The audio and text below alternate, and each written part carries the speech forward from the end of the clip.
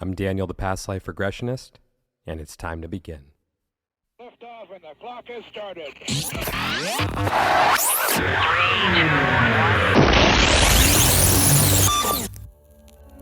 This is Timeless Spirituality.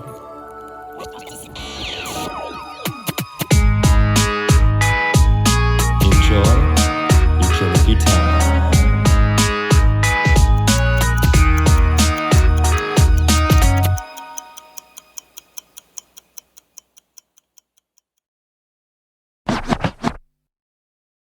Hey everyone, welcome back to Timeless Spirituality.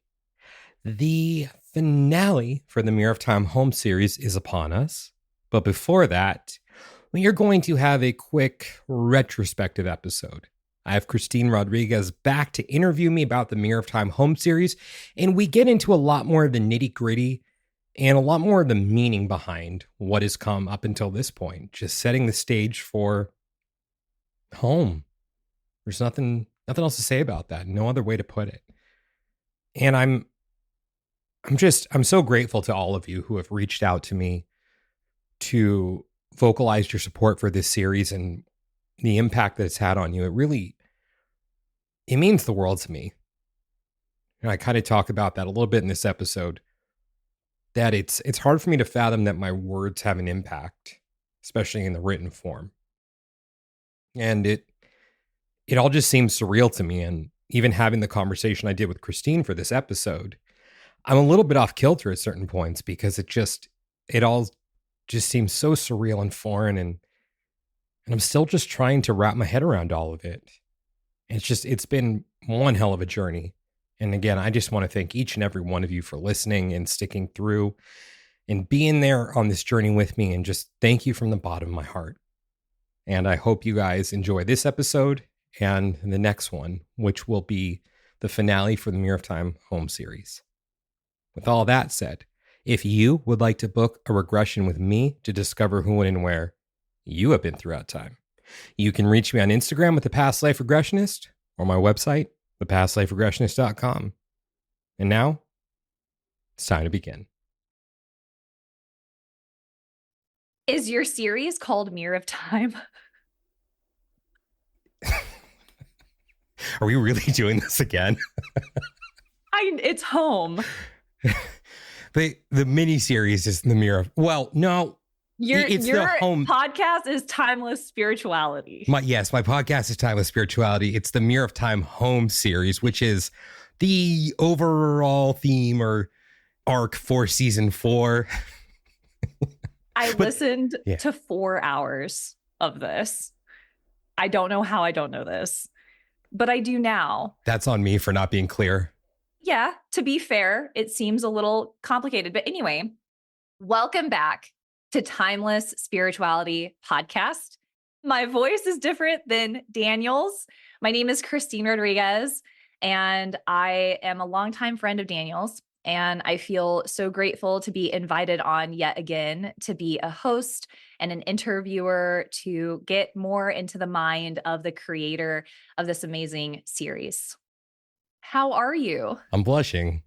That was great. Thank you. It's weird to hear. I loved the series, and I'm so interested in knowing how people experience the series not knowing you.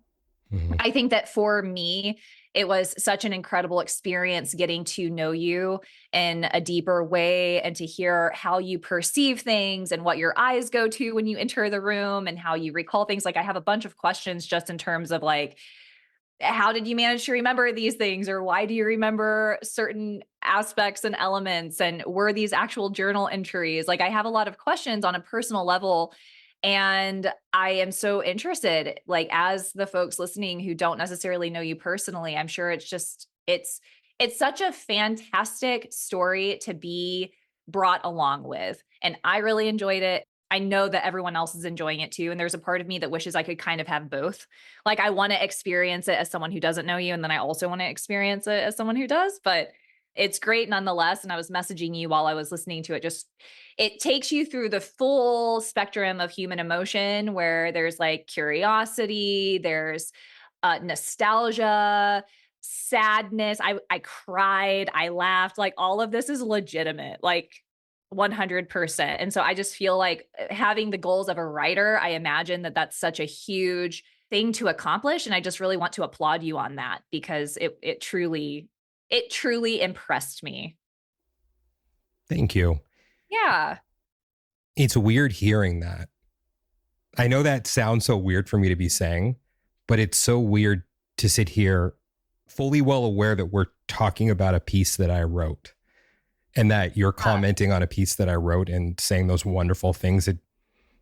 It's weird for me to hear. I mean, it's great. Don't get me wrong, but I'm still not used to it. Yeah. It seems well, very it's also foreign. not fiction.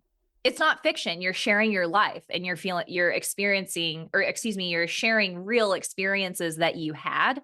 Mhm. And it is something that you wrote, but it's also very much a performance. Like as you go through the storytelling, you're using your voice in different ways. To me, it's like, it's a writing, yes, but to me, it felt much more as like a storytelling, like experience. Yeah. I mean, you got to make it interesting or Yeah. fun to listen to. Totally. So, yeah, there were some creative liberties that I took while never making anything up. It was all Wow. nonfiction, but, well, the things that weren't real I called out in this story, like for part 3, when the liver came in, they didn't actually descend from helicopters and blow out the windows. No one cradled it like a baby. No one cradled it like a baby. And the doctor was not wearing bell bottoms. Those were just some creative liberties that I took. People weren't doing somersaults. No one was pulling out their catheters, which I was getting a kick out of when I was writing that part. It just seemed very funny to me. Totally. And I think in those moments, you just have to have some fun with it because you are dealing with a very deep subject matter. So deep, so tragic.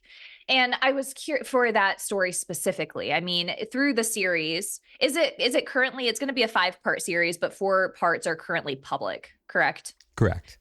And so in those 4 parts that you've released so far, I mean, there are some that are more kind of like curiosity or self-reflective. And then there's like, for example, like the second one for me was just like humorous, hilarious, other elements in it, of course, but it stood out to me as particularly being funny. And then of course, the third session was incredibly sad and like heartbreaking and just like totally emotionally inducing. But just very briefly, before we get into the actual topics of each session and just kind of going through your creative process and what made you choose the experiences that you did, etc.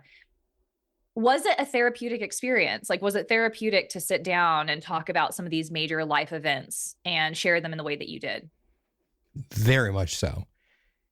It was an incredibly cathartic experience to write it and then to put it out there to the world, which is something that's been very daunting to me. It's very daunting being that vulnerable. Yeah. And really putting it out there because even in these 4 parts, if no one has met me and they only listen to these 4 episodes of the entire series, and when I say series, I mean just the podcast, I feel like someone would picture me to be someone who just had all water signs in their chart and just this emotional mess who was just always crying. And I don't feel that way. Well, you know me. That's true. That's so true. Okay, go ahead. So it's been weird to incorporate elements into it that are fully true, but not fully me, because the other parts that I didn't incorporate wouldn't fit into the story. So I'm not just a bumbling mess all the time, because I think I cried in every episode, that there were moments like that. And I'm not usually a crier, but there were other things that just didn't fit. I know it's kind of weird to even bring that up and go in that direction, but sacrificing those parts of myself for the intention of delivering the story. Of course, I'm not talking about bad parts of myself, but it's like, I don't need to talk about when I was in school plays or when I did X, Y, or Z. Does that make sense? Yeah. But I mean, I think that kind of goes along the lines of getting into why you chose the experiences that you did, because the experiences that you chose were all very emotional and transformative and had a huge impact on you and your development.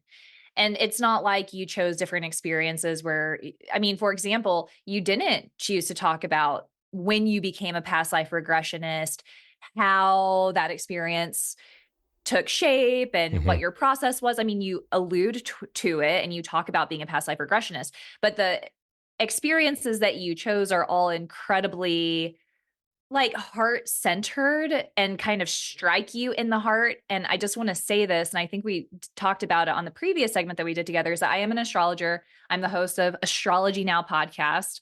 That's how Daniel and I know each other. And so I am very fixated on astrology. And in the Vedic system, the fourth house is the house of the home, but it's also the house of your heart and your heart center and your inner satisfaction, inner happiness. And so I thought it was so interesting that you did this entire series on home. And then there's also this connection to like fulfillment and happiness and really what like strikes us in the heart. So I'm just kind of curious, what made you choose the experiences that you did for each of your sessions? I let my mind and my fingers take me wherever they went. Okay. I had a baseline. Something would pop into my mind and I would just write about it. I mean, that's really just how it went. Oh, I remember when this thing happened. Yeah, I can see how that fits. So I write about it. Oh, I remember how this thing happened. Yeah, I can see how that fits. Oh, let's write about it. Oh, I remember this thing that happened. That doesn't fit. I'm not going to write about it.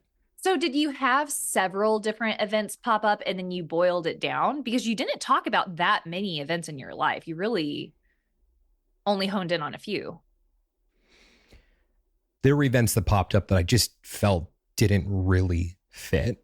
Got it. And okay. This will not be the only thing that I write for the podcast where I go into detail in something in my life, but this felt like the most natural place to go first. Because the Mirror of Time episodes are episodes that are about me, although the other ones have pretty much been standalone, although I do write them in a way where they weave together when you listen to them, so they do tell a story if you listen in order. But I think it was that expression of home and creativity that just came so naturally in this moment where I'm like, I'm ready to be vulnerable in a way that I've never been before. Wow. And just open about my experience in a way that just scares the shit out of me. Yeah. And that's a lot of the reason I also put, as you call it, the pizza one in the first episode. The one where I almost took my life is because I didn't want to spend months just terrified of putting that out. Like I wanted to get it out at the beginning of the series because I would just be kicking the can down the road if I didn't put that one in the first one. Do you feel shame around having suicidal ideation? No. What made you feel nervous to share it? Because there is still stigma around it. I'm accepting of everyone in their situation, whatever that may be. Totally. You are. But when I hear something like that, I will always think of the person in that light, not in a negative way. Like I'm not going to judge them for it, but I'll always remember, oh, this person went through that thing. Yeah. And I just didn't know if I wanted to be associated with that. Even though it's not a bad thing. I don't have any shame surrounding it, but I'm like, do I really want to go there? And I thought to myself, you know what? Yeah, because I don't think it's just about right now. I think that this is for the future as well. And by going there now, I'm opening the door in the future for me to feel more comfortable in just sharing about these experiences. And it's something that will just come so much more seamlessly where I won't have to really talk about it through writing as opposed to, oh yeah, I can just talk about this in a conversation. Yeah, totally. Yeah. I mean, I think what you're saying has a lot of merit just in terms of like, especially as a practitioner and as a healer, putting out really vulnerable things about ourselves. It can have an impact on how people view us and perceive us. And I think that maybe we talked about this last time. I think it's so important to remember that everyone who we work with in regards to healing, I mean, I guess not everyone, but maybe like 97% of healers have gone through extremely challenging situations. And it's like you can't guide people down a path that you haven't trekked down before. If you put me in the woods and you say, take somebody down this path, I'd be like, I have no idea where I am. How am I supposed to get there? But if I've gone down the path and I know where the logs are and I know where the landmarks are. It's like, okay, I know exactly how to get them there. And so when we move through really heavy things like, suicidal ideation, and I think getting in touch with our own purpose and our own mission, I mean, that's a very profound experience to have that I think gives everyone a really powerful skill set to help other people. And so I think it's just important to remind people of that. And any healer that you work with, again, 97% of the time, they've moved through extremely heavy circumstances. Mm-hmm. Yeah. And it's okay. If anyone's having those thoughts, it's okay. Yeah. I mean, I hope you don't follow through, but it's okay. Oh, I'm sorry. I thought you meant having thoughts like judging you. I didn't realize you were talking about suicidal ideation. Oh, no, I was talking about suicidal ideation. Yeah. Yeah. I mean, that's, no one should judge me. right. Yeah. But also, I mean, like for you, talking about your experience and your story with suicidal ideation, something that stood out to me when I was listening to the first segment was that you had so much pressure building up on you. You noticed that you were the oddball out. You felt behind in life. You were watching all of your friends develop and, building something that you didn't necessarily have access to. There were just so many things that you mentioned that were adding to this feeling of weight and pressure and dissatisfaction in yourself. But the straw that broke the camel's back was that you woke up in the morning and you were like living for pizza, literally. And you like went to go find pizza and it wasn't there. And that was what kind of broke you. Mm-hmm. And it goes through the experience of you like getting in the car and like driving and contemplating where you might want to leave your body, and you're like, okay, well, I don't want to leave my body for a kid to find. I don't want to do this. And then there's this moment where you get exasperated and you fall on the ground.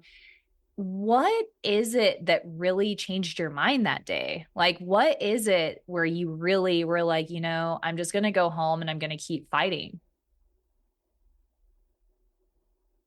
I think this is where terminology gets wonky.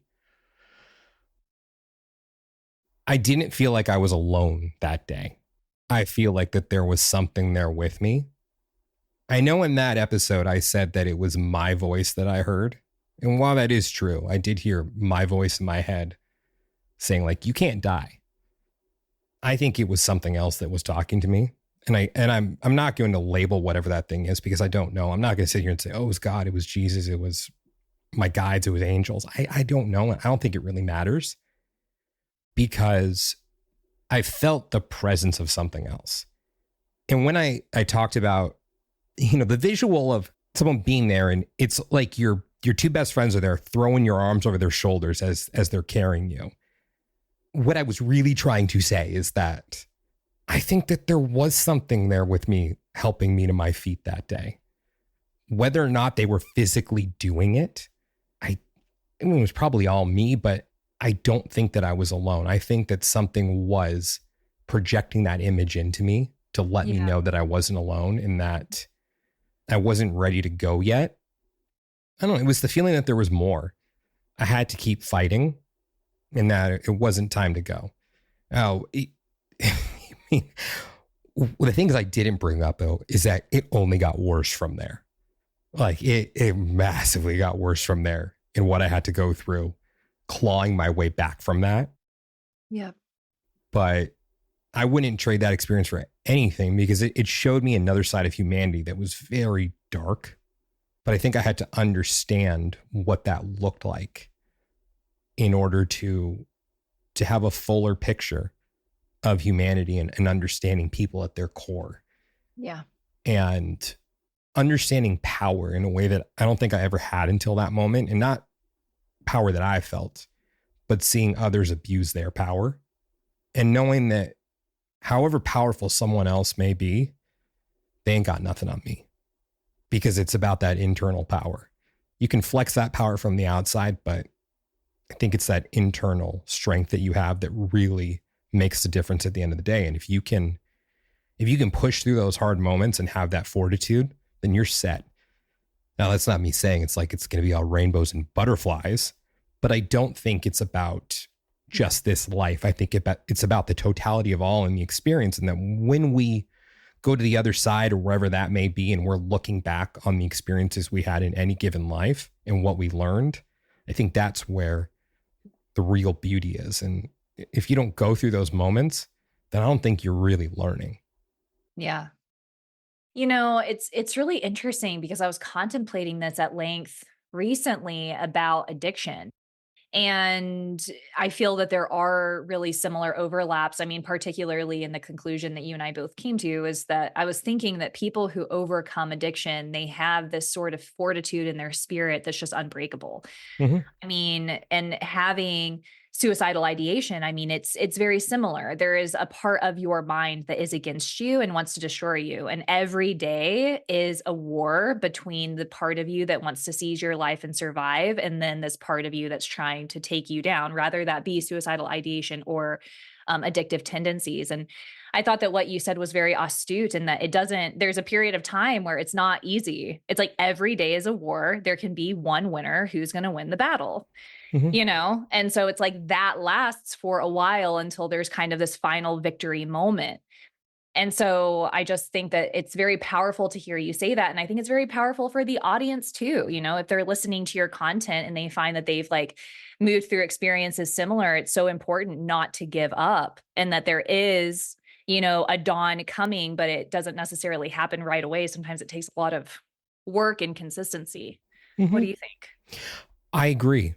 I fully agree. And I think the truth is, I'm still waiting for that dawn, Mm, because there are days, I wouldn't say I have the same suicidal ideation the way that I did back then. But there mhm. are days when I'm like, you know what? I'd rather just not be here right now. I would really just rather be elsewhere. Like, this sucks. But also, when those moments come up, I remind myself that this is nothing compared to what I made it through. Like, Mhm. this is nothing. But on the other side of that, there's always that very low level fear that I haven't experienced the worst yet. And that there may be a time in my life where something like that pops up again. But, I'll make it through. If it Yeah. comes, I'll make it through. And I don't know if I'll ever fully see the dawn, because I just don't know if that's what this place is for. And when I say this place, I mean Earth. And I don't want anyone to think that I'm just a pessimist or completely cynical, and that I don't think that you can find pure joy and happiness here. I mean, sure, maybe, but I just don't fully think that it's supposed to be, like I said, rainbows and butterflies. I think this place is the night a lot of the time, that you are going through the heaviness and darkness, but it's for something bigger.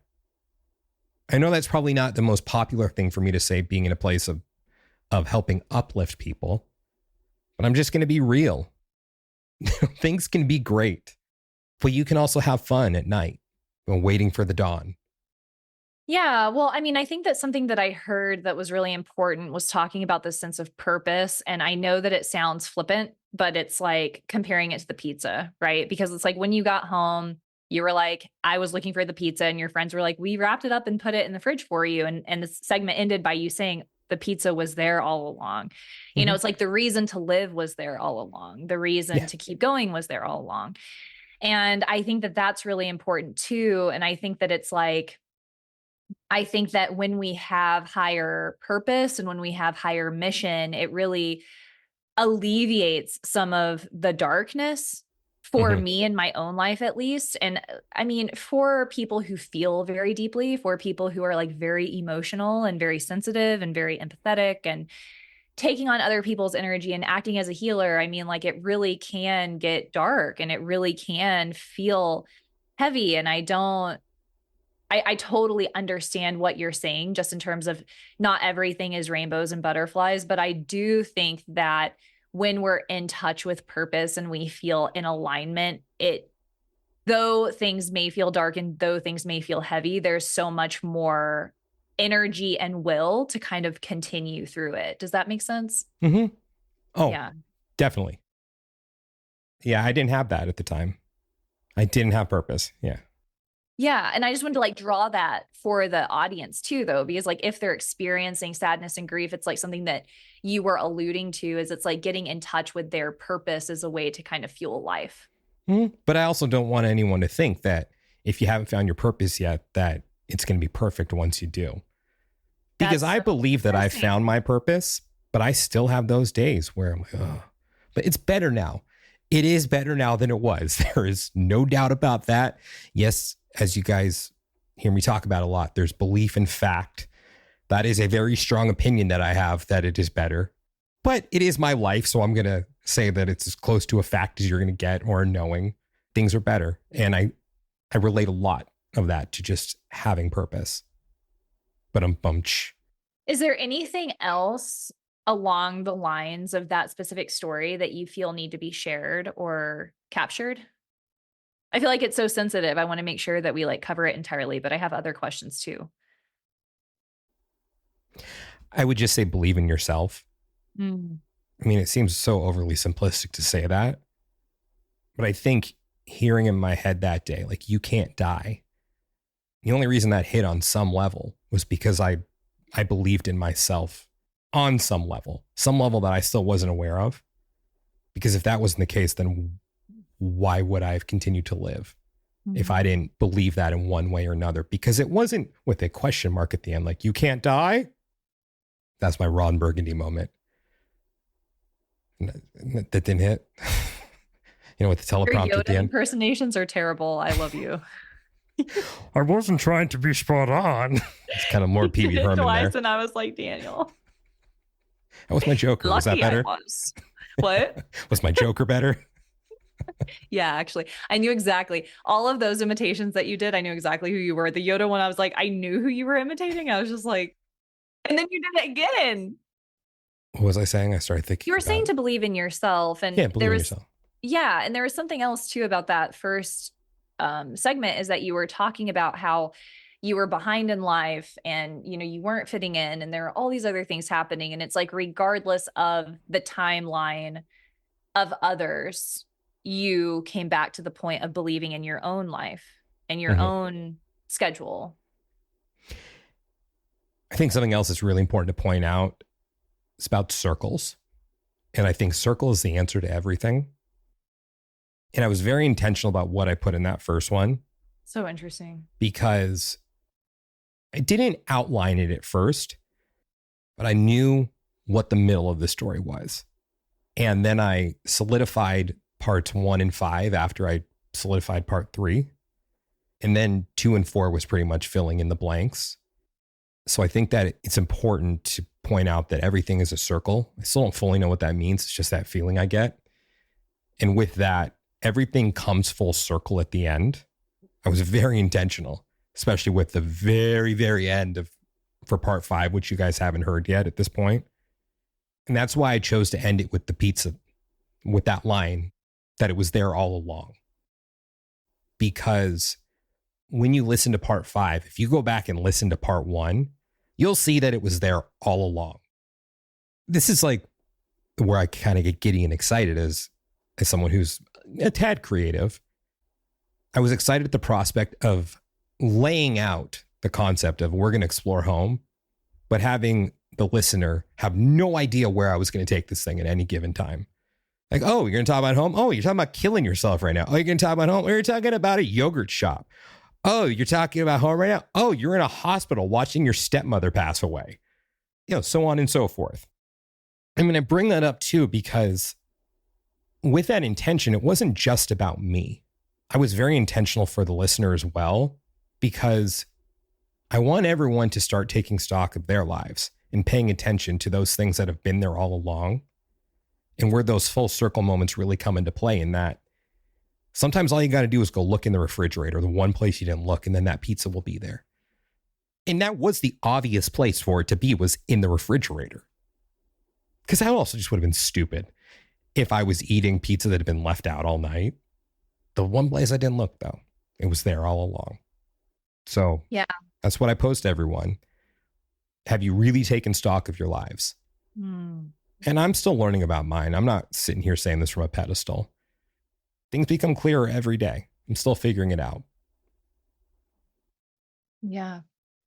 Yeah. And so with that being said, though, with talking about home and the things you chose to talk about, one of the main, it got its entire segment, was Ava, the ice cream store. And how attached you became to this ice cream parlor, and how you and your friends would go, and then it closed down and then there was Awake. And I mean, it was a huge, long lasting relationship, and it also revived. I mean, you guys broke up, you got back together, disappeared again. I mean, it was like this long, tragic tale about this ice cream shop. Longest relationship I've ever been in. And also, it's frozen yogurt. It's not ice cream. I'm so sorry. Frozen. Wait, what was it? Blended Magic? Blended Magic, yeah. I probably should have talked about that more in the episode. The reason I brought that up is because the way that they do it is by putting a base in and then they blend the toppings in, which is really cool. So it's like you get it in each bite as opposed to when you go to a normal yogurt place when they just put the toppings on top. I mean, I guess that's what they're supposed to be if it's called toppings. It's not mixinings. But when you really blend it in, it's fucking magic. It's so good. I loved when you were talking about having, like, first of all, like Adam and Eve owning it was hilarious. I was laughing so hard. Their names weren't really Adam and Eve. Do you know their real names? Yeah. Don't tell us. I don't want to know. I just want to know them as Adam and Eve. But you can tell other people later. But for my sake, I don't want to know.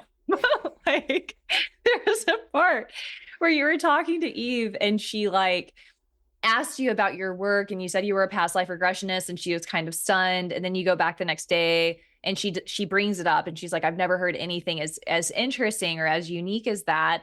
And then this elderly woman was asking you like, what are you, a hairdresser? And you were like, this is the most basic job ever, essentially. And just how you captured her character, I loved. But I guess it's like, what made you decide to include her? What made you decide to include that elderly lady in that interaction you had? Because that was a very life-defining moment for me. Interesting. I don't remember if I brought this up in the piece because it's been a while since I've listened to that episode. As we're recording this now, what is this, August 30th of 2024? I wrote that a year and a half ago. Yeah, and I think I did the recording probably about 8 or 9 months ago, so I don't fully remember everything that's in it. But had that moment happened a couple of years earlier, it would have destroyed me because I still hadn't built up that courage to speak about what I was doing as a past life regressionist. Did I bring this up in the episode? I don't remember. I think that you may have alluded to it, but you did not go into depth in that being asked that question. Like you said, you were like, I have grown accustomed to how to react. You made a comment about how it's like, it's happened to you enough that you know how to respond when people are surprised. Mm-hmm. It took me a while to become comfortable with telling people that I was a past life regressionist. Uh-huh.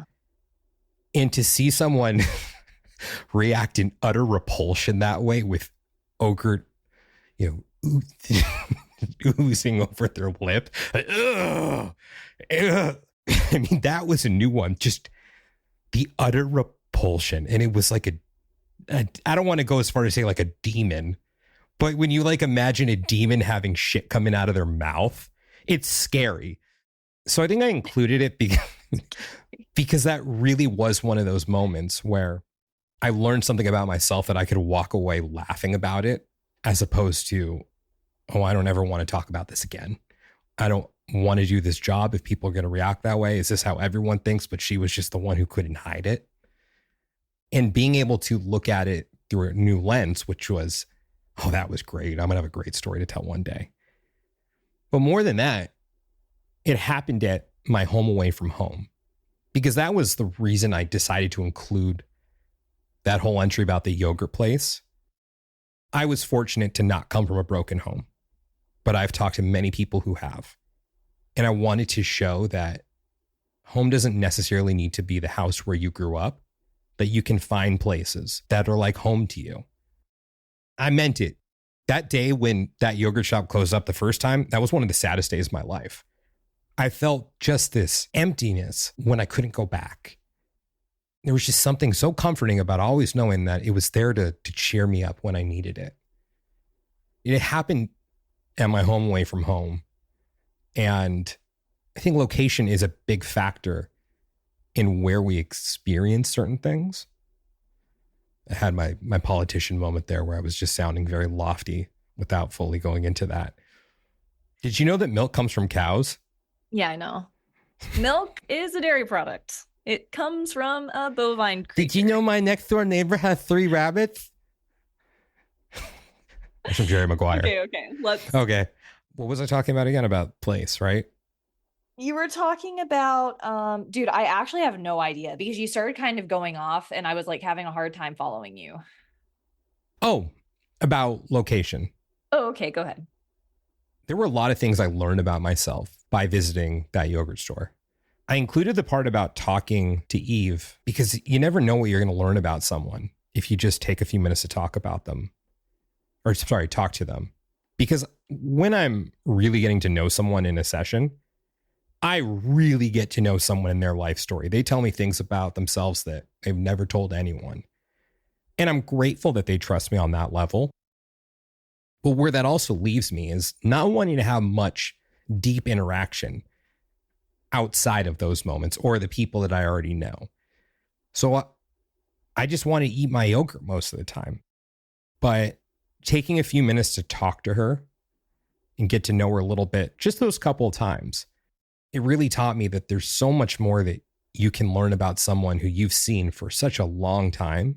Because at that point, like over 30 years, and really know nothing about them, but it doesn't take much to get to know them on a deeper level.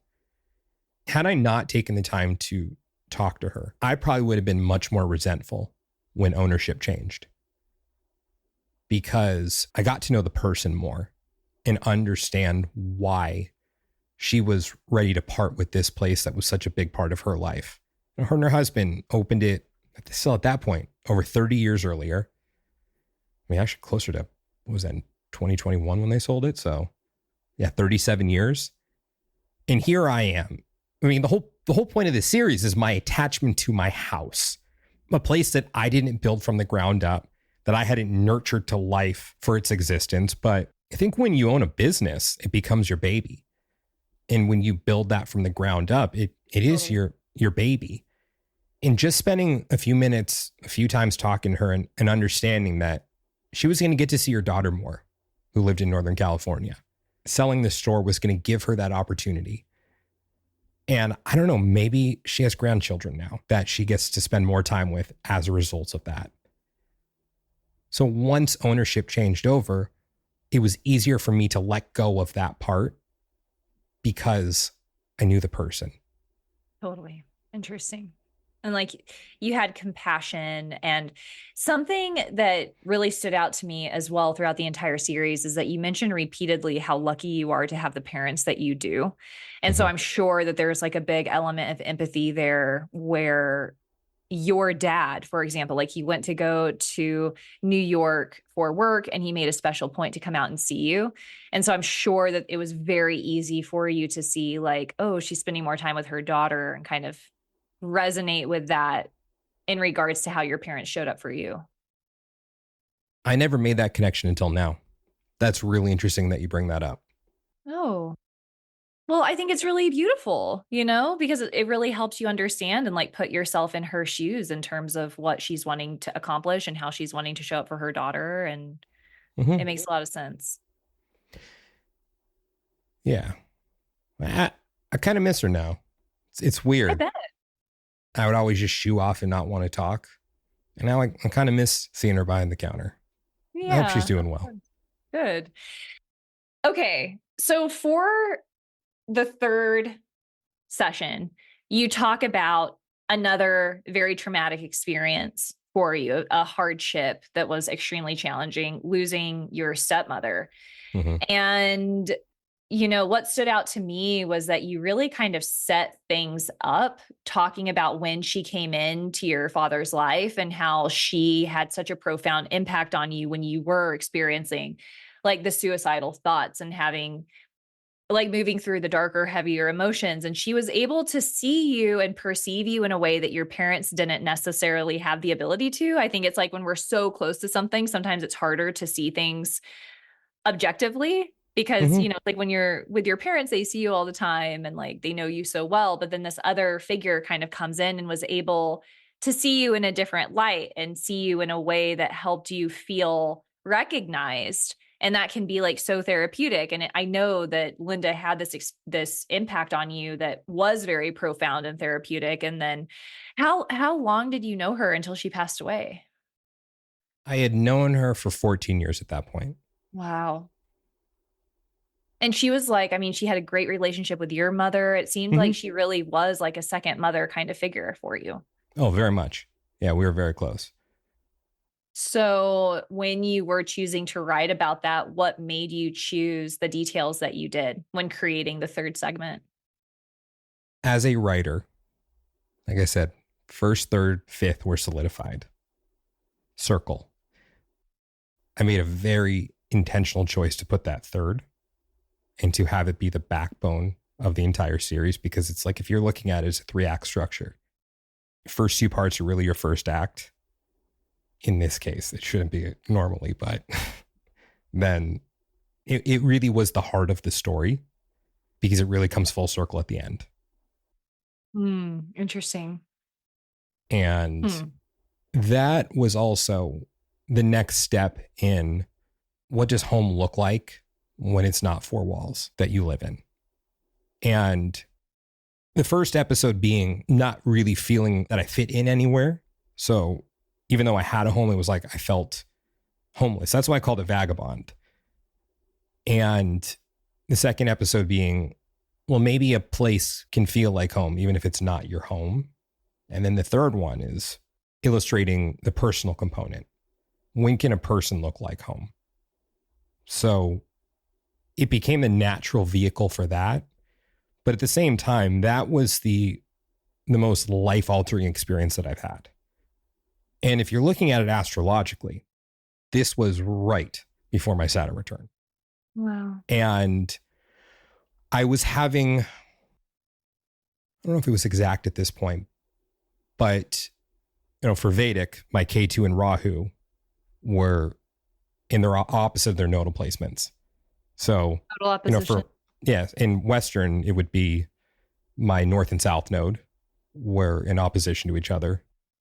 That transit sucks. Yeah. In Western, it's in my 8th house. So it was literal death that I was experiencing, but also the death of a way of being. And coming out of it so differently on the other side. Because that's where I really touched on feeling a presence that I can't fully explain. And I talked about it in that third episode, because it's these things existing outside of yourself. Because home is 4 walls that contain you, that shelter you. But what about what you can't see? Is there something holding you that's not home? I think it was also just very important to honor Linda and everything she had done for me and let that legacy live on. Because even after you're gone, your physical body may die, but you never do. What about the people who you have an impact on? Yeah. And I truly believe that it was going through that experience that really served as the catalyst for me to become a past life regressionist. Now, it's not to say I wouldn't have found it at some point had I not gone through that, but I did. That's what opened me up to a lot more of this, to explore it more. Because it's like, what happens when you die? It's like the natural question when you lose a loved one is, it's like, well, they were right here and now they're not.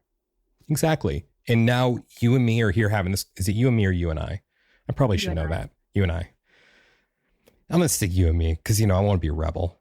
So now I got to say you and I. You and I are now here having this conversation that's going to be listened to about 3 or 4 people. Or if my audience is big that day, about 7. Is that not funny? I heard that joke once before and I thought it was funny. I think it was Rick Dees on Kiss FM in the mornings. He used to talk about their audience of, it's a radio station in LA.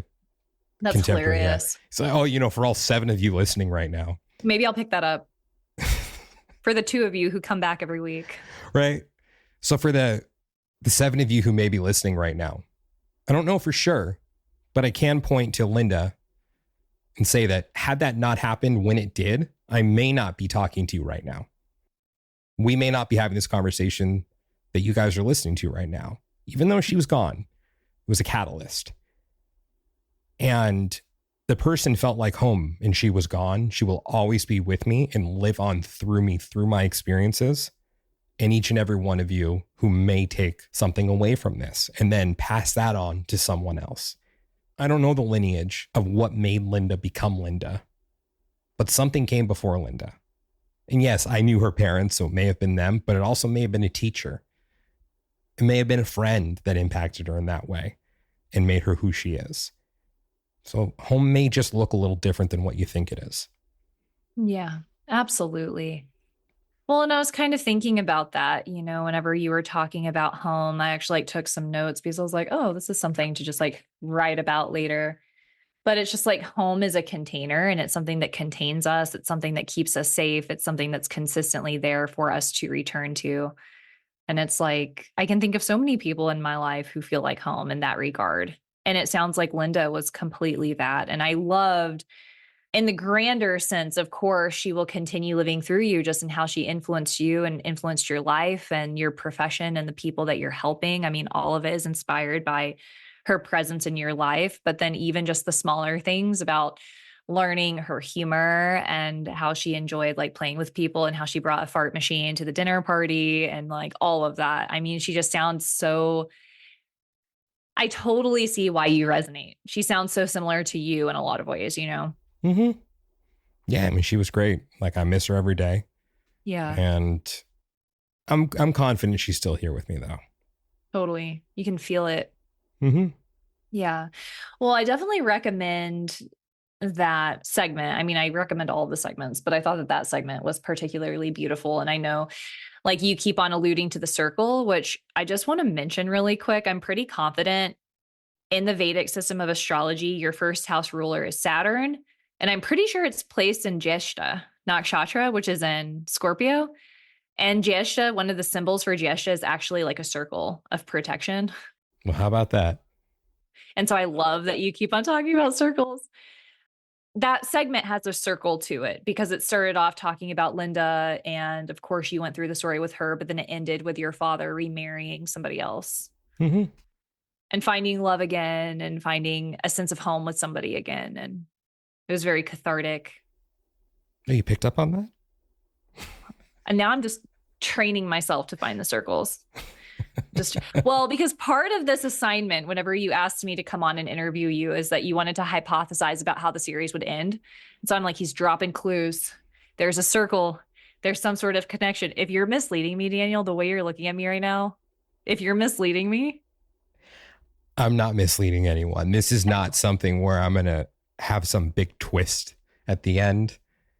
I think true beauty comes in simplicity. And the best endings are the most simple endings. is the ending going to be a more current reflection of your experience? Mm. Okay. Could be. I mean, the whole story is not told in a linear time setting. So, Okay. See, actually, it took me a while to pick that up. really? Yeah. Sorry, my bad. No, that's my bad. It's kind of hard for me to differentiate since I wrote the thing. Yeah. And not being No, because I have a different awareness of it than other people do. mm-hmm. Sorry. Yeah. That was a jerk thing for me to say. No. So I know that we're kind of coming up on time. I wanted to ask you, or I wanted to say, actually, I just kind of wanted to touch on this is that you mentioned a lot of, you kind of allude to time was there all along. You know, the pizza was there all along. You kind of have this way of returning to this phrase of saying that this thing was there all along. But then also something that I wanted to ask you about that I was really interested in is that you repeatedly say that what matters most is this lifetime. And yet we spend so much time focusing on the past. And I was kind of thinking about how for you as a past life regressionist, you think about people's past lifetimes and how their previous life experiences have brought them to where they are now in this incarnation. But then similarly, it's like you're focusing on past versions of yourself, like the past life of when you were a teenager in your early 20s, living with friends for the first time, the past life of you with Linda and that chapter of your life. But really, the only thing that matters is where you are in the present moment. And so I was kind of like drawing that connection in my mind. And I just want to hear if you have any comment on that. Yes, I'm a giant hypocrite. I'm fully well aware of it. I don't see it that I'm a way. walking contradiction. It's okay. I said it. You didn't. No, I mean, I don't see it that way. I don't see it as being like a contradiction. I think that what I was hoping for, what I was teeing up was some sort of commentary on how it's like the most important thing is where we are now and the life that we're in, but there's still value and merit in observing what made us who we are, because there is no present without the past. Mm-hmm. And so anyway, I was hoping to have that conversation. My intention was not to call you a hypocrite. That was not my intention. I've had many regressions where I've seen people who I believe that I was. Still don't know for a fact. Pretty sure. Would line up with the astrology too. I've gotten a lot of detail on those lives. Some of them are cooler than others. Some of them I'd really like to live now. Others I wouldn't. And I'm very uniquely situated to write a story about all those past lives. You know, being someone who's a bit creative. I am Daniel, the past life regressionist. So just to clarify, my last name is not the past life regressionist. If anyone was wondering, it's not. Sorry. Learn something new every day. Okay. But my focus was on this life and telling the story of this life, because that's all that matters ultimately. Yes, I will write stories about my past lives at some point, but you got to set the foundation with what really matters. And that's this life. And maybe one day I will take this story one step further and apply all of those past lives to this story and say, this is why I think this was playing out this way. You know, was this life in 1279 AD, if we're going by that metric, or as they refer to it in other systems as CE for Common Era. Just want to distinguish that for everyone right now. You know, we go by BC AD, before Christ, after death. There's also what's known as BCE and CE. BCE is before Common Era and CE is Common Era. So as we're recording this, August 30th, 2024, it is 2024 CE or AD, but CE, you know, Common Era. So the next natural step would be the application of, this is why I have such an attachment to home. Could it be the time that I've lost my, not time I've lost my home in a horrific fashion, or all of those times. Or I could focus on what truly matters, which is now. Everyone has access to that. Everyone who's listening can focus on their lives now and see that it's been there all along. Whatever that thing may be, it has been there all along. And when you find, you're like, oh, okay. So that's why it's what truly matters. Yes, the past can help us decipher our present and help us learn about ourselves in a way that we can grow and move forward. But if we're too stuck in the past, then we're not truly living. So yes, I wear that as a badge of honor, being the hypocrite that I am, being like, oh yeah, everyone come get a past life regression with me. You won't regret it. It'll be fun. It'll be good. You'll learn a lot about yourself and your past lives. But now is what's important. I'm not going to sit here and tell you about all the accomplishments of my past lives. That's what this series is for. Talking about how amazing I am in this life. This is a joke, everyone. You can play the laugh machine.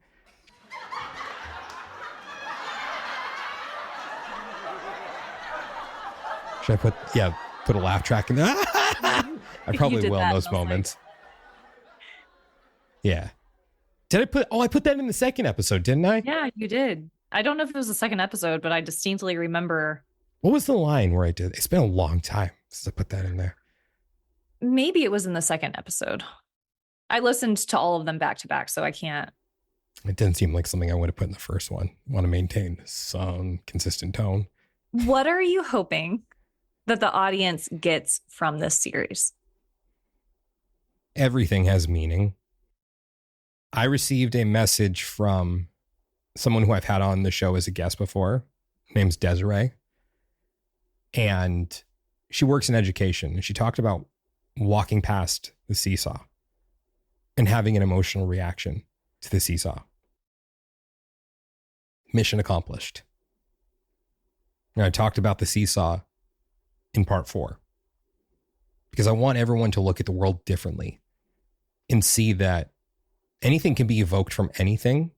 You don't need to listen to a sad song in order to evoke emotion. You don't need to think about a horrible thing that happened to you. It could be as simple as looking at a seesaw and realizing you didn't appreciate being on that seesaw Hmm. when you were on that seesaw. That's what I want everyone to take away from it is you never know what you're going to miss until it's gone. And that's why I talked about time freezing all around me in certain moments. Because what happens when you get stuck in that moment, but in a good way, when you realize that this is something that may seem so mundane, but it could be that thing that was there all along. And then that emptiness you feel once it's gone. Walking through the park that night, I didn't talk about this in the episode, but it was also an indictment of society. I can only imagine they got rid of the seesaw because it was a liability. Yes, I know, they can be dangerous. You can fall off of them. But that's a part of our childhood that's gone. Yeah. The joy of being on a seesaw across from someone else. And that's why I also talked about in that episode about, I don't remember who was on the other end of that seesaw. Had I been paying more attention that moment, maybe I would remember now. I don't know if it would make a difference. But every moment is important in our lives. Even the ones we may perceive to be bad or heavy or negative. You never know if you're really going to miss that moment 10 years from now, 20 years from now, 30 years from now, 50 years from now. Totally. Like, that you wouldn't give anything to go back to that moment. Yeah. So appreciate it while you have it. And know that you're going to be nostalgic for it eventually. Exactly. Yeah. I mean, it's so interesting to hear you say that. I had this really big experience recently, of like meeting someone and falling in love and having this like really beautiful romantic, and it's like our relationship is still incredibly romantic and beautiful and perfect in so many ways. And like, I'm going to be nostalgic for this. Like, I'm going to look back on this and like long for it. And like in the moment, I caught myself and reminded myself to just be so present and like really enjoy it, and it's nice because now kind of, as time has kind of elapsed, it's like totally, I miss, there are things that I miss, and our relationship is sweet for a different reason. And there are things to appreciate every day for different reasons. But it's just nice to have that foresight of like, look, like this is an unstoppable train, like we cannot stop time. It's just going to keep moving. And so it's so important every day to be so present with all these beautiful things. And for the audience, it's like, what do you find nostalgia in now? And how can you become more awake to those things on a daily basis? Like if it was a seesaw, if it was play, it's like, well, how do you play now? And can you be more present in those moments? Or do you long for a first love? It's like, well, are you falling in love now? Really pay attention. I think that it's a really good reflective tool just to bring more presence and appreciation to certain areas of our life now. I think it's so important. And that was something for me when I was listening to it all, is I was getting nostalgic and I was like, wow, oh my God, like my grandmother's house. And I was talking to my partner about this. It's like going to New Mexico to see my grandmother was extremely formative. And I hadn't really thought about it. Like going to visit her in her home in New Mexico forever imprinted on me that I love the desert. I love turquoise. To this day, I love turquoise. I love the desert. It's my favorite place. And that is because of that house in the desert with my grandmom, And so it's really beautiful. I think that you've created a total work of art. I think that it's incredibly inspiring. And I think that it would really pair well with like some type of like reflective tool. Like this is unsolicited advice, for the final episode, you should like create a worksheet for people to like go through or something. Because some of us, it happens naturally, but other people may need some type of prompting. I don't know. This is your Not a bad project, idea. but I just wanted to throw it out there. I appreciate that. Yeah, I loved it. I totally loved it. And I told you, Thank you. you asked me to listen to the segments, and it's like I would not listen to the podcast if I didn't like it. I have very limited time, and I found so much value in it. And so I really appreciate it. I really appreciate you sharing it with everybody. Thank you. Just thank you for your time. You're my go-to for this stuff, and for being my sounding board, my better judgment a lot of times. You're like, yeah, I know. I know. I love coming. I love asking you questions. And I know there's still more. Maybe we can end up doing another one, but do you have any final words of reflection for people? Yeah. One other point I want to make. I want to give a shout out to listener Anne, friend Anne, also Anne, A-N-N-E, who also sent me a message about part 4. where she talked about the music. Well, I brought up the music. She was telling me about something else. In all fairness, I brought up the music in that message. I have to be transparent. Not, if I'm going to be a hypocrite at certain times, I should be transparent about everything else. But I was talking with her a little bit about the music, and because I composed the music for the episode. You composed the music. I did. You did? You did? I did compose. I was curious if that was you. So you wrote the music. Yeah, I wrote the music for it. Thank you. I'm putting on my hats. So I'm working on the ego. It's not fully. No, I was curious. I meant to ask about that. Another question I had, I wanted to ask about the music. I didn't know that you started playing guitar into your 20s. I thought that you had started playing earlier than that. I was curious if finding music allowed you to express yourself in a way that you couldn't before finding music. And then I was also curious in knowing if the journal entries were from a real journal. Like, did you go back and report to journal entries? Or do you just remember these dates miraculously? Because you're like, on this day, I was like, surely he had that written down. I just remember those days. I just have a knack for remembering dates and times and places. Yeah, you said that. You said it comes easier to you than reading. Yeah. So no, none of those were journal entries. That was all. Well, the first two started as journal entries in early 2023, because that was the intention for the project initially, was I was just going to write journal entries for a month of how I was feeling leading up to my mom selling the house.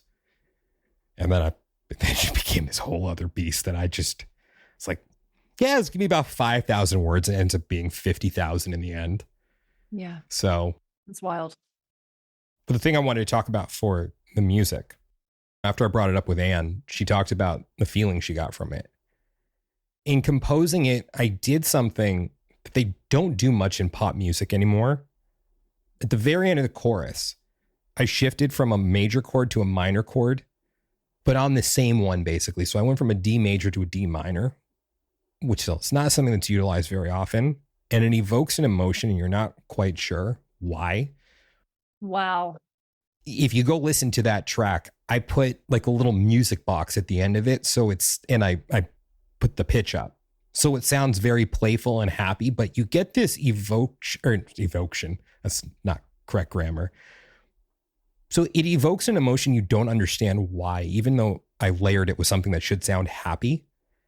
And I want to point that out for everyone, because I think everyone is creative in one way or another, and everyone has a unique talent that no one else has. I'm not saying that that's anything earth-shattering that I did, but just like you were saying about guitar, I didn't become a professional musician. Initially, it was just something I did to express myself a little bit more. And here I am now, 17 years after first picking up the guitar and utilizing those skills that I learned as a musician in a podcast I'm doing as a past life regressionist in a series that's about the meaning of home and letting go. So nothing ever goes to waste. You can take skills from any area of your life and apply it to something else, even though it seems so unrelated, and using that intention to evoke an emotion. And if you're listening, not understand why that's happening. Wow. So I bring that up for everyone because it's like, if you put a little bit of thought into something, you never know the impact that it's going to have in a way that will set someone on a different trajectory.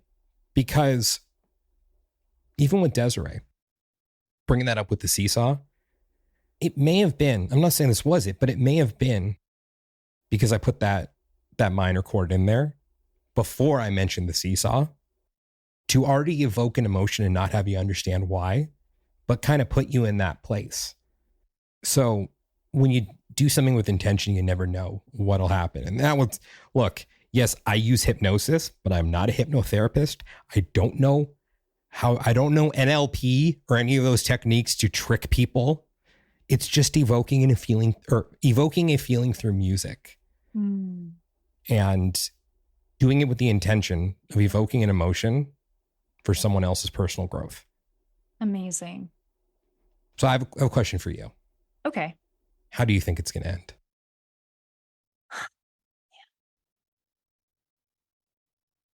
Honestly, I have no idea. There's a part of me, I feel like either it's going to be something where it's more recent. Maybe it's focused on like an external factor now that you find home in, and kind of drawing parallels between what you find home in now versus what you found home in historically.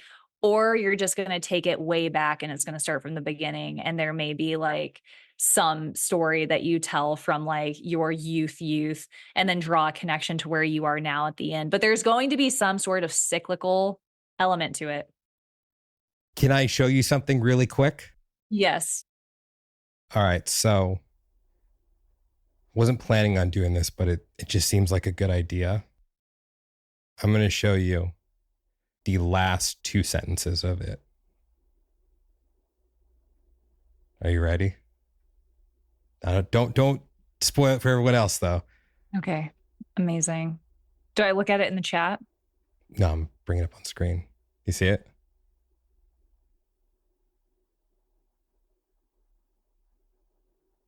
Wow. I feel, okay, I'm not going to say anything. I just want to gloat. I'm going to keep myself from gloating. Yeah? Amazing.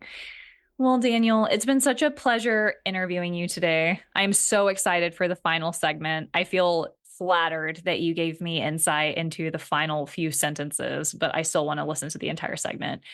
And just to kind of recap, I think that for people who know you and for people who don't, it's just like this excellent journey through time. And I think it really provokes, at least for me, my own contemplation on big events in my life and the transformations through like what I've perceived at home. And I think for everyone, it's going to be such a delicate, heart-centered thing. And I think for me, it certainly is. I mean, it's like, it requires so much fortitude and strength to go there. And so I'm sure through your process, it's just been like, so as we started off with, I mean, it's been such like cathartic, emotional thing for you. And that being said, thank you so much for choosing to share it with us and putting it all out there, because I know that it's vulnerable and I know it's a lot of personal information. And thank you for letting me host this and ask you a bunch of questions. I really appreciate it.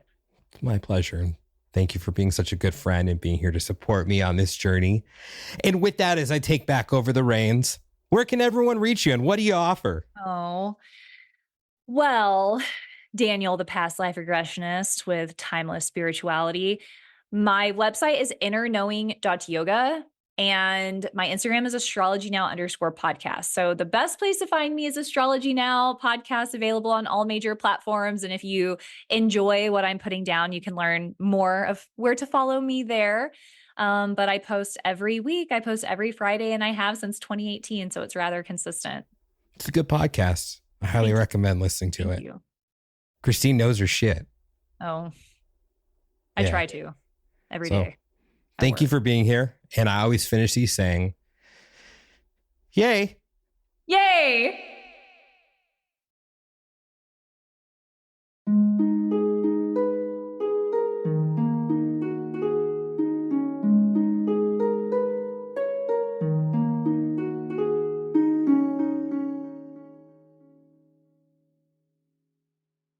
Fellow time travelers, your journey through time awaits you. Just want to thank you guys so much for listening to today's episode.